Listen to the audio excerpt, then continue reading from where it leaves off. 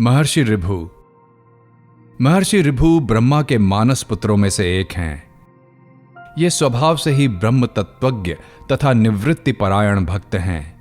तथापि सद्गुरु मर्यादा की रक्षा के लिए इन्होंने श्रद्धा भक्ति युक्त होकर अपने बड़े भाई सनत सुजात की शरण ली थी।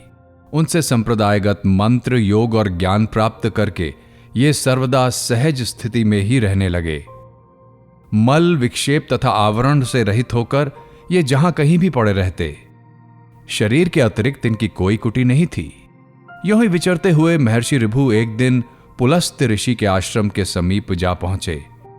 वहां पुलस्त जी का पुत्र निधाग वेदाध्ययन कर रहा था। निधाग ने आगे आकर नमस्कार किया।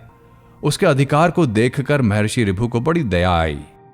उन्होंने कहा, इस जीवन का वास्तविक लाभ आत्मज्ञान प्राप्त करना है। यदि वेदों को संपूर्णतः रट जाए और वस्तु तत्व का ज्ञान न हो, वह किस काम का। निधाग, तुम आत्मज्ञान का संपादन करो। महर्षि ऋभु की बात सुनकर उसकी जिज्ञासा जग गई।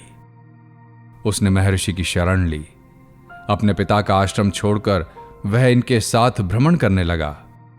उसकी सेवा में तन्मयता और त्याग देखकर महर्षि ने उसे तत्वज्ञान का उपदेश किया। उपदेश के पश्चात आज्ञा की कि निधाग, जाकर गृहस्थ धर्म का अवलंबन करो। गुरुदेव की आज्ञा पाकर निधाग अपने पिता के पास आया।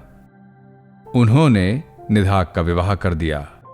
तत्पश्चात देविका नदी के तट पर वीरनगर के पास एक उपवन में निधाग ने अपना आश्रम बनाया और वहां वो अपनी पत्नी के साथ गृहस्थ जीवन का पालन करने लगा, कर्मपरायण हो गया। बहुत दिनों के बाद महर्षि ऋभु को निधाग की याद आई। अपने अंगीकृत जन का कल्याण करने के लिए वे निधाग के आश्रम पहुंच गए। महापुरुष जिसे एक बार स्वीकार कर लेते हैं, उसे फिर कभी नहीं छोड़ते। निधाग ने उन्हें न पहचानने पर भी गृहस्थ धर्मानुसार अतिथि को भगवत रूप समझकर उनकी रुचि के अनुसार भोजन बनाया। अंत में उसने प्रश्न किया, महाराज, क्या आप भोजन से तृप्त हो गए? आप कहां रहते हैं? कहां से आए हैं? और किधर पधारने की इच्छा है? महर्षि ऋभु ने अपने कृपालु स्वभाव के कारण उपदेश करते हुए कहा, ब्राह्मण, भूख और प्यास प्राणों को हर लेती है। मैं प्राण नहीं हूं।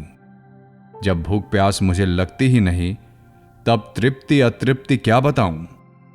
स्वस्थता और तृप्ति मन के ही धर्म है। आत्मा इनसे सर्वथा पृथक है। रहने और आने जाने के संबंध में जो पूछा, उसका उत्तर सुनो। आत्मा आकाश की भांति सर्वगत है। उसका आना जाना नहीं बनता। मैं न आता हूं, न जाता हूं और न किसी एक स्थान पर ही रहता हूं। तृप्ति अतृप्ति हेतु ये सब रस आदि विषय परिवर्तनशील हैं। कभी अतृप्तिकर पदार्थ तृप्तिकर हो जाते हैं और कभी तृप्तिकर अतृप्तिकर हो जाते हैं। अतः विषम स्वभाव पदार्थों पर आस्था मत करो। इनकी ओर से दृष्टि मोड़कर त्रिगुण, त्रिव्यवस्था और समस्त अनात्म वस्तुओं से ऊपर उठकर अपने आप में स्थिर हो जाओ। ये सब संसारी लोग माया के चक्कर में पड़कर अपने स्वरूप को भूले हुए हैं। तुम इस माया पर विजय प्राप्त करो। महर्षि ऋभु के इन अमृतमय वचनों को सुनकर निधाग उनके चरणों पर गिर पड़े। महर्षि ने बताया कि मैं तुम्हारा गुरु ऋभु हूं। निधाग को बड़ी प्रसन्नता हुई। तत्पश्चात महर्षि चले गए। कई दिन बीत गए। एक बार पुनः महर्षि ऋभु वहां पधारे। संयोगवश उस दिन वीरपुर नरेश की सवारी निकल रही थी। सड़क पर बड़ी भीड़ थी। निधाग एक ओर खड़े होकर भीड़ के हट जाने की प्रतीक्षा कर रहे थे। इतने में ही महर्षि ने उनके पास आकर पूछा, यह भीड़ कैसी है? निधाग ने उत्तर दिया, राजा की सवारी निकलने के कारण भीड़ है। महर्षि ने कहा, तुम तो जानकार जान पड़ते हो। मुझे बताओ, इसमें राजा कौन है और दूसरे कौन लोग हैं? निधाग ने कहा, जो इस पर्वत के समान ऊंचे हाथी पर सवार हैं, वे राजा हैं। उनके अतिरिक्त दूसरे लोग हैं। महर्षि ऋभु ने पूछा, मुझे हाथी और राजा का ऐसा लक्षण बताओ कि मैं समझ सकूं कि ऊपर क्या है, नीचे क्या है। यह प्रश्न सुनकर निधाग झपट कर उन पर सवार हो गए और कहा, देखो, मैं राजा की भांति ऊपर हूं, तुम हाथी के समान नीचे हो। अब समझ जाओ राजा और हाथी कौन है। महर्षि ऋभु ने बड़ी शांति से कहा, यदि तुम राजा और मैं हाथी की भांति स्थित हूं, तो बताओ तुम कौन हो और मैं कौन हूं। यह बात सुनते ही निदाग उनके चरणों पर गिर पड़े। वो हाथ जोड़कर कहने लगे, प्रभु, आप अवश्य ही मेरे गुरुदेव ऋभु हैं। आपके समान अद्वैत संस्कार संस्कृत चित्त और किसी का नहीं है। आप अवश्य अवश्य मेरे गुरुदेव हैं। मैंने अनजाने में बड़ा अपराध किया। संत स्वभावतः क्षमाशील होते हैं।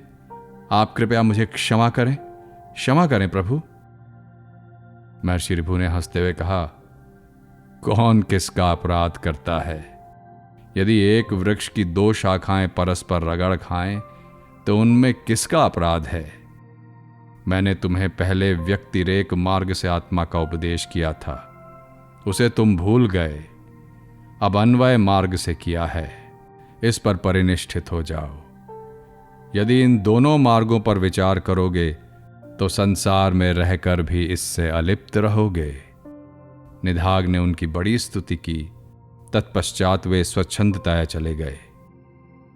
महर्षि ऋभु की इस क्षमाशीलता को सुनकर सनकादि गुरुओं को बड़ा आश्चर्य हुआ। उन्होंने ब्रह्मा जी के सामने इनकी महिमा गाई और इनका नाम क्षमा का एक अक्षर लेकर ऋभुक्ष रख दिया। तब से लोग इन्हें ऋभुक्षानंद के नाम से भी स्मरण करते हैं। इन्हीं की कृपा से निधाग आत्मनिष्ठ हो गए।